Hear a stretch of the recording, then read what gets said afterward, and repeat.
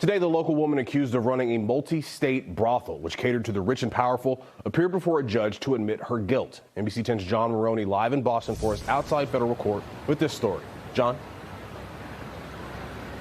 Corey, the woman accused of running that prostitution ring says that she's guilty, but we're still waiting to see if any of her high-profile clients will be identified.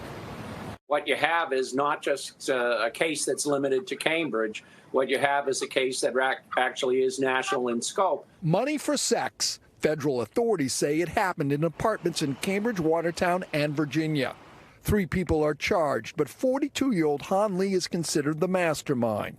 In federal court Friday, she pleaded guilty to charges of sex trafficking and money laundering. It is surprising that absent a plea agreement, the defendant chooses and has chosen now to plead guilty. Lee admitted in court she recruited the sex workers and set them up in apartments. But through a Korean interpreter, she said, "I would simply like to emphasize that I did not control the women." They are doctors, they are lawyers, they're accountants. Last fall, the acting U.S. attorney announced the arrest while describing the alleged clients. The names of the 28 accused of exploiting the women haven't been made public. What the public perception will be if these hearings are closed. This month, NBC 10 Boston and other media outlets went before the state's highest court, arguing those names should be released.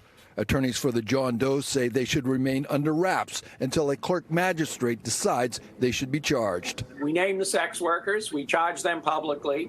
Just because these folks are out there and some of them have high-profile jobs and will suffer consequences as a result of it, what happened to the First Amendment and the public's right to know? Now, Han Lee, she will be back in court in December for sentencing. She says faces up to 25 years behind bars. 11 Boston. John Maroney, NBC 10 Boston.